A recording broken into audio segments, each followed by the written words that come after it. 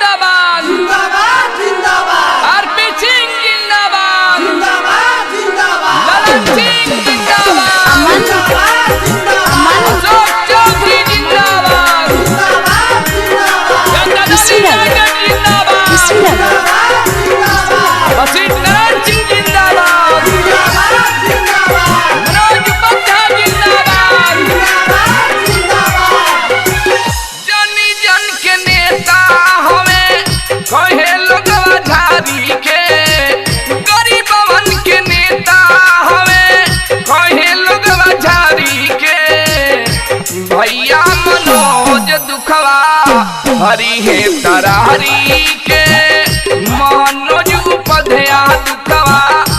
हरी है तरारी के सुनिए नीतीश चाचा कहिला लकार के मनोज भैया दुखवा हरी है तरारी के मनोज भैया दुखवा हरी है तरारी के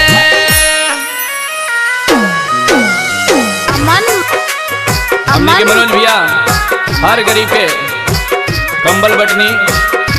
पूरा लॉकडाउन में शिविर चलौनी बिजली खातिर के धारणा देनी बहुत कार्य करेंगी हमने के अवसर नेता चाहिए मजदूर किसान लोग के बनले आवाज हो नेक ईमानदार सारा मानला समाज हो मजदूर किसान लोग के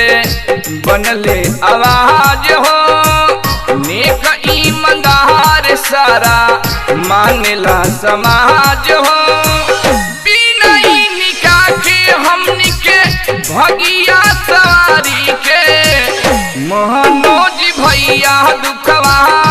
हरी है तरारी के मनोज भैया दुखवा हरी है तरारी के मनोज उपाध्याय दुखवा हरी है तरारी के अशोक चौधरी जिंदाबाद जिंदाबाद जनता दल यूनाइटेड जिंदाबाद जिंदाबाद जिंदाबाद वसीम नारायण सिंह जिंदाबाद जिंदाबाद जिंदाबाद मनोज उपाध्याय जिंदाबाद जिंदाबाद जिंदाबाद सहारा गरीब के ना शिव बन के अइले मोदी जी नीतीश जी के रहिया पे गइले सहारा गरीब के ना शिव बन के अइले मोदी जी नीतीश जी के रहिया पे गइले आई राम राज नैना कहता निहार के भैया मनोज दुखवा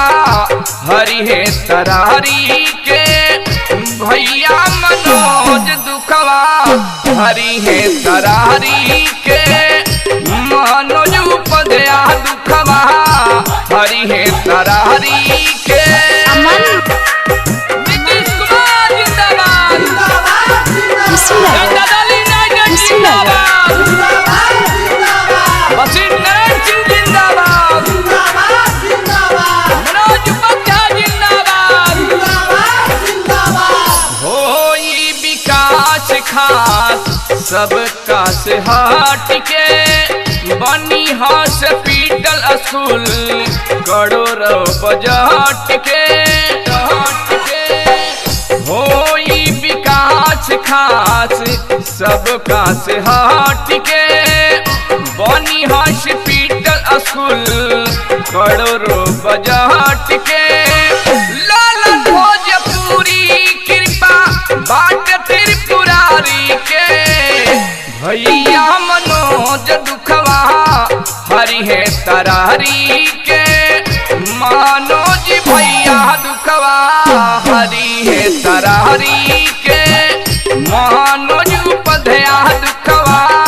हरि है तरारी के